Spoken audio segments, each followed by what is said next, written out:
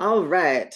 So welcome to a class that is just past midterms. So I'm going to do something I don't usually do, like I mentioned. That's I'm going to talk a lot in a like a big chunk, and then we can have sort of Q&A and discussion and that sort of stuff. And thank you very much for letting me record this for unknown future users, future people. All right. So there's not a lot out there about how to do a lit review. And what's interesting about a lit review is it's both a method, it is concretely how you do a thing, and it has a lot of methodological potential, meaning you can approach it in a bunch of different ways to try and achieve different ends. And so that's mostly what I'm going to talk about now, going back and forth between method and methodology. So first of all, what is a lit review? It is not a book report, meaning you are not just telling someone what the text said. It does a few different things simultaneously. First, and most importantly, especially as a grad student, it shows the state of knowledge in an area. So it's testing. If you're a grad student, your lit review is also a test to see whether you sort of know the area well enough. So your advisor will be looking for certain key texts. Are you talking about decolonizing methodologies and you didn't talk about Linda Smith, then, or cite Linda Smith, we have a problem, right? So it's about a state of a knowledge, but also it's using the state of knowledge to make a unique argument. And we've seen this in a lot of the case studies we've looked at in classes, in that it's not just, here's what so-and-so said, here's what so-and-so said. It's so-and-so say these things, which mean this other thing, which brings in this other person, and that you sort of use the literature to move along an argument. I have a graduate student right now working on anti-colonial data visualization, and the state of knowledge is basically non-existent in that very niche area. And so their lit review makes the argument being like, there's stuff over here, there's stuff over there that's close, but there's not in the middle. Here's why I think why, here's why I think that is, and I can take the principles from this other literature that's about anti-colonial representation and feminist data visualization, and here's how I think they might come together, right? That's a unique argument. And also does this thing, because lit reviews almost always, sometimes they're standalone, but they always happen at the start of any study, including grant applications, thesis proposals, all that sort of stuff. And people need to know some stuff about the thing you're talking about. And so you also provide that. And these things should reinforce each other. So that's why it's not just, this is what the thing said. It's more than that. And that's the difference between like an undergraduate lit review and a graduate level professional lit review. There are different types of lit review based on what state of knowledge might look like. The one that people say when they just mean lit review without qualifying it is sometimes called an integrative or critical review, meaning like, here are some of the touchstone texts and the main themes or issues or tensions or however you're approaching it, without like just like hitting the top pieces or key pieces. Otherwise, figuring out what you mean by key. A systematic review means I have found all the texts on this thing. There are 1,912 of them. I reviewed all of them somehow, and here is the actual state of knowledge. And there's usually a little bit of quantitative stuff mixed in. A horizon scan, which we've talked about, is a sort of state of practices. So the people who are doing the best at this thing, usually internationally, often in policy, although not only. Here's the state of process in this thing based on the people who are doing the best of it. And it's supposed to be somewhat comprehensive. And then meta-analysis, it's super weird. I hope none of you ever have to do it. It's like taking all the information in the literature and reanalyzing it. I'm not entirely 100% on it because they're very odd, but it happens a lot in the sciences. But this is just to say, there's a lot, there's not just a state of knowledge, right? There's different ways to approach it, right? So these are different methodologies of a state of knowledge literature review and what that might look like. Most of you will be doing this first one in this class and in your dissertations, theses, etc. And so I do want to talk a little bit about the methodology. What kind of, even if you're doing a critical or integrative review, what approach are you taking? What sort of yeah, if you have an idea of what the world is like or should be like, how do you therefore approach your literature review? Right, so going from theory to methodology based on our earlier conversations. That's Eve Tuck. We have read her piece about damage-centered narratives, suspending damage. Ooh, I'm right over top of Eve. And so you can do something like a desire-based literature review instead of a damage-centered literature review. So instead of doing a literature review about all the reasons that Black and brown kids drop out of school, you can do a lit review about what young brown and Black people want from school and from their educational environments. And even though the methods might look similar to that, your approach is very different, and therefore your lit review will be fundamentally different. These slides with the yellow, by the way, are all taken from another presentation I've given on anti-colonial lit review, approaches to an anti-colonial lit review, which is online and linked in the class notes. Here's this other one that I've talked about before. This is from a paper by Leonard et al. About waterback, where we did a massive international lit review looking at different Indigenous-led research around water, broadly defined. And instead of being like, we did a lot of searching in libraries and found texts and then analyzed it, and here it is. We did what we called an Indigenous literature review process, meaning we started by building relationships. This, by the way, took a long time, and there were a lot of, look at all the authors. There was so many authors, lots of authors, and most of them were junior researchers. Lots of talking, lots of meetings, big slack. Building relationships, so we got to know each other, got to trust each other, got to figure out who was talking from when, figuring out what our deals were, what our baggages were, what our relationships were, that sort of stuff. And then we started gathering knowledge, and we didn't immediately go to a library catalog. We started by saying, like, so the communities you work with, who are they citing? What are they doing? Where are they writing up their stuff? Which meant there's a lot more gray literature. Gray literature just means it's research that's not in a peer-reviewed journal. Government reports, NGO reports, those are gray literature. Asking things like, where do you get your research from, that sort of stuff. And then also some other kinds of searches too. And then instead of one person going through and systematically, we looked at all the literature and then being like, oh, I heard this about that. Oh, I heard this. And we told stories about them and then wove it all together. So very different than what, say, Foss talks about in Destination Dissertation, where all you do is read books and articles, which are all peer-reviewed. And again, this video, an anti-colonial lit review methodology, it is an hour-long workshop, but I do recommend looking at it if you're interested in sort of that kind of methodology, dealing with power relations in your lit review. All right, so what are the steps in a lit review? First, you should have already done some reading. Reading around, so not like with a master plan, just moseying, philandering through texts to sort of see what's around, honing in on things, checking things out. And so you sort of have an idea of what's up. And then you have to get systematic and compile what's called a corpus. A corpus is just like group O texts that your lit review is based on.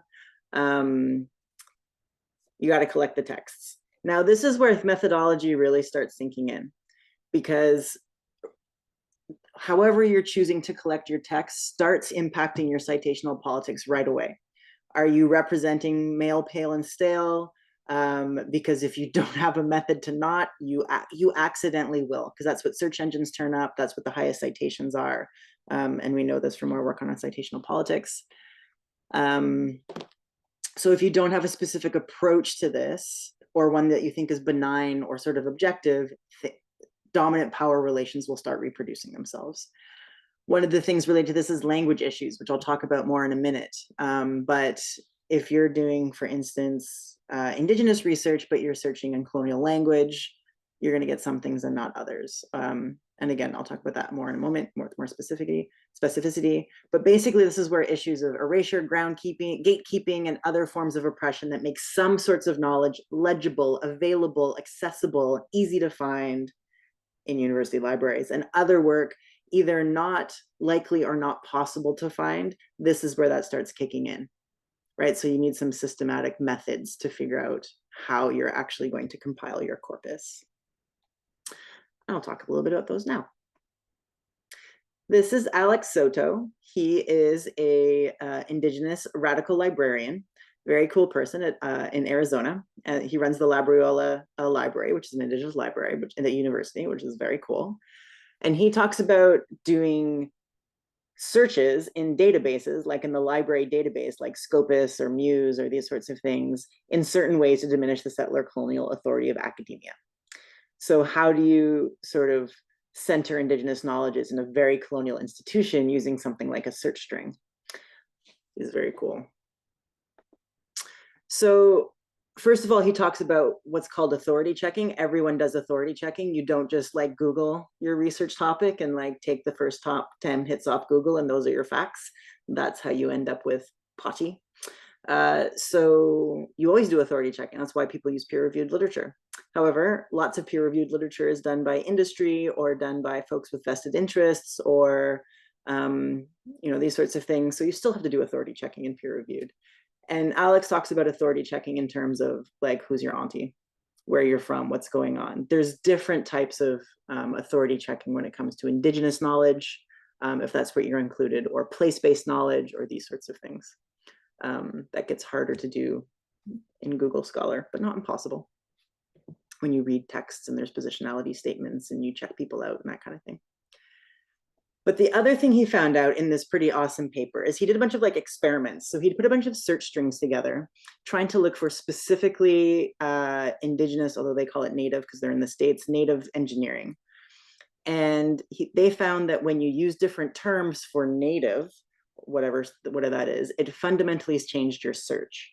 And so he found that when you used humanizing terms, so instead of like Native American, Red River Métis, that's not what he used because that's not in the United States, but a specific nation, or things we call ourselves. So sometimes Indigenous or First Nation or First People or these sorts of things, as opposed to Library of Congress terms, which are outdated and that sort of stuff. So the more humanizing the terms were for us, the more place-based, the more in our languages, the richer the search terms.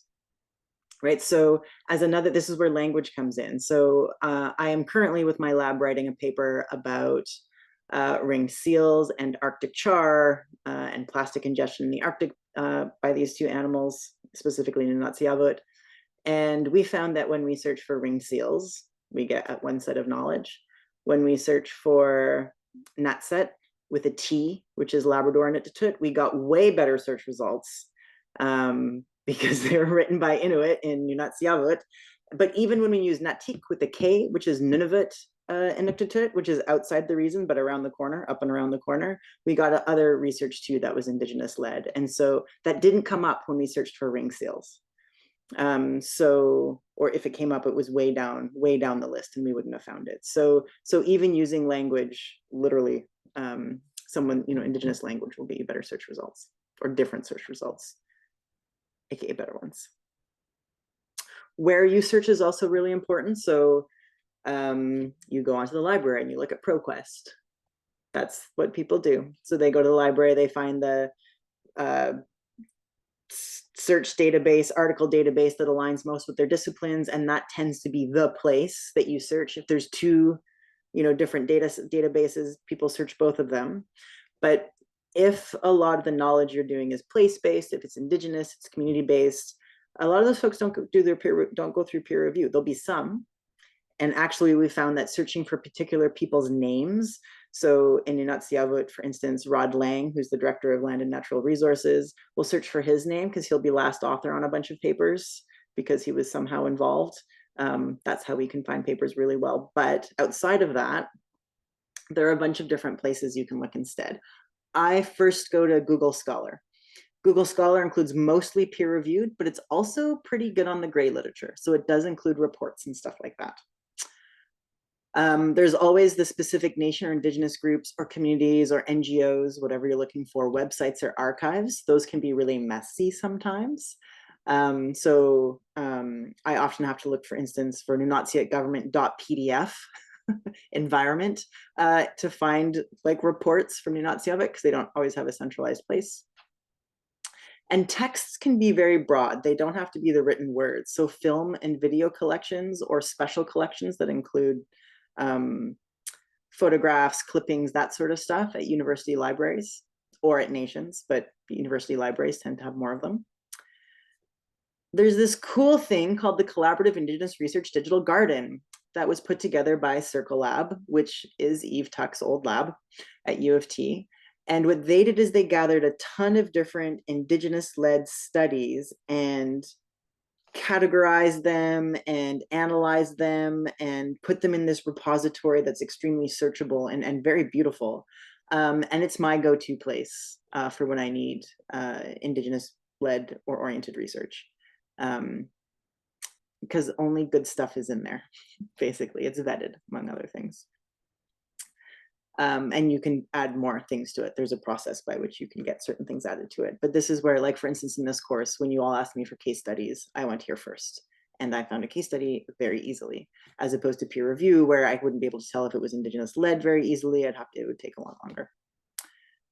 I personally also use Zotero Public Library. So Zotero is a reference software that I and many other people use. And you can do collections. If you're geeky and have geeky interests, you can make these libraries, these reference libraries, based on certain themes that you can share publicly. So our lab has one on citational politics. This class has one on Indigenous and Northern-led methods. There's lots of other ones, but they're nicely curated. So if you can find a group that's curated to that, you can find those. And then open syllabus. This is more for key texts, right? So like if something appears in a lot of syllabi, it's sort of recognized in a discipline as a key text that you have to teach people to get into a, blah, blah, blah. So open syllabus is just a lot of people's syllabi in one place. And you can look for the, by topic and by search terms for the things that are texts that are most often taught. So like Linda Smith's Decolonizing Methodologies is one of the top 2 Indigenous methods texts in that corpus. Not shocking. But it really helps find you the key texts for your state of knowledge.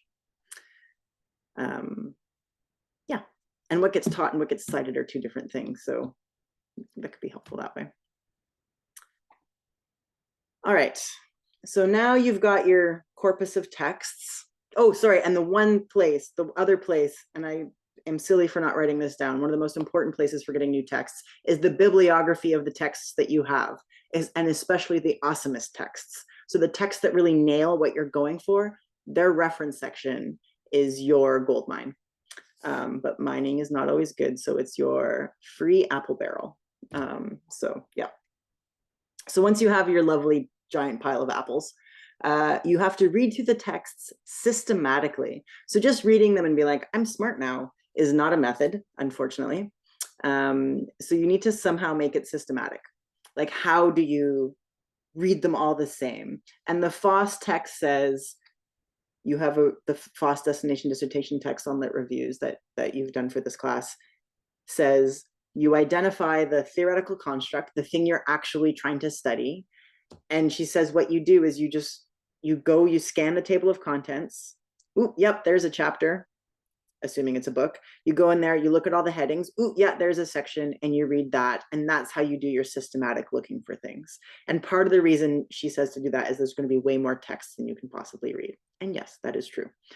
There are different ways to be systematic about it. For a scoping versus a systematic, for a critical review, systematic means something different. For a systematic lit review, for instance, you have to read something the same across all the texts. It's method section, something like that. It's keywords, whatever, but systematic, and you need some kind of method. This is the place where you do lots of highlighting and grab lots of long quotes.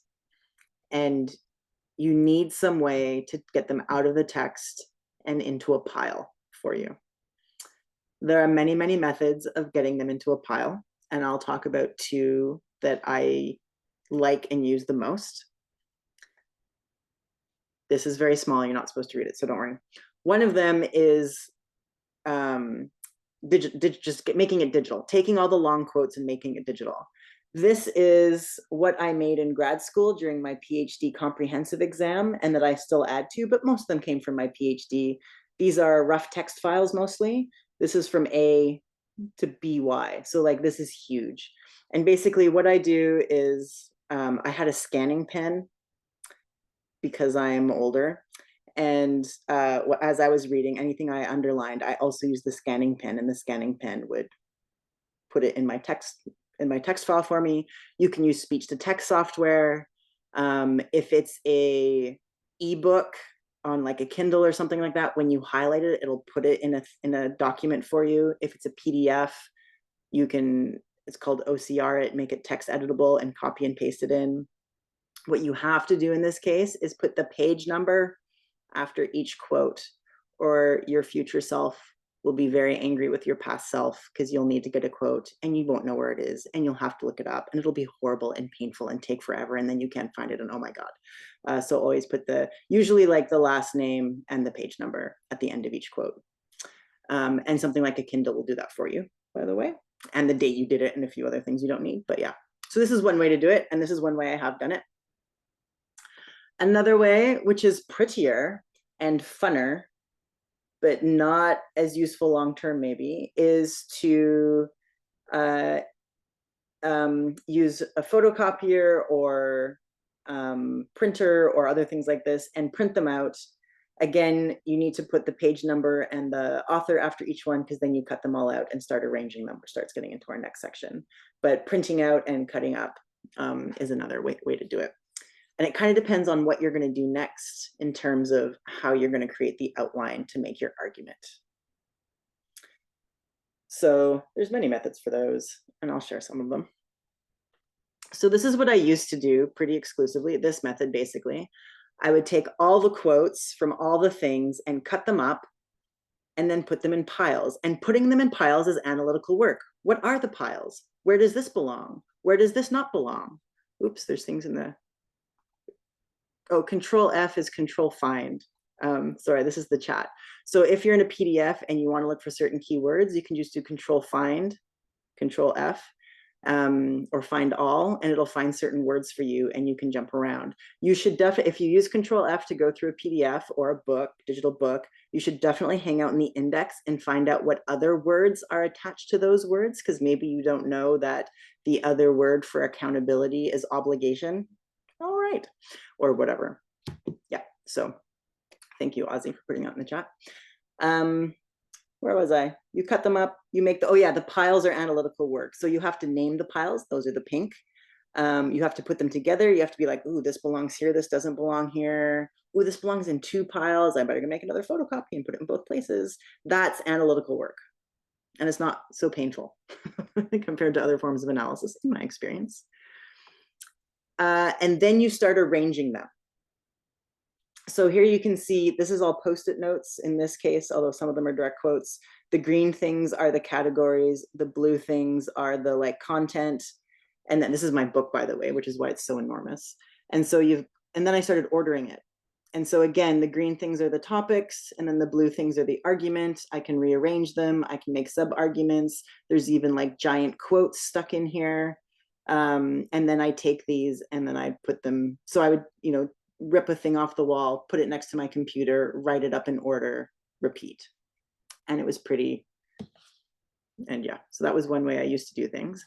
I now use a piece of software called Workflowy, which I highly recommend. I'm going to share that with you really quickly.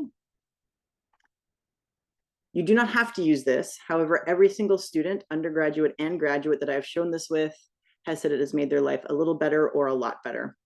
It's free software. It's list making software.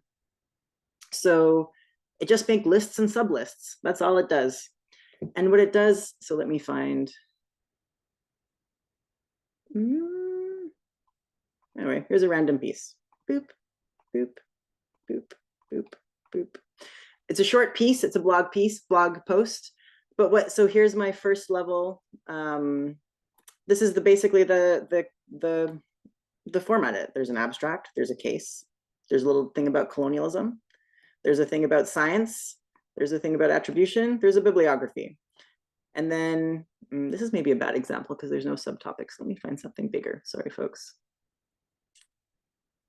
All right. Nope, this is a bad example too. Sorry, guys. I should have been slightly more prepared.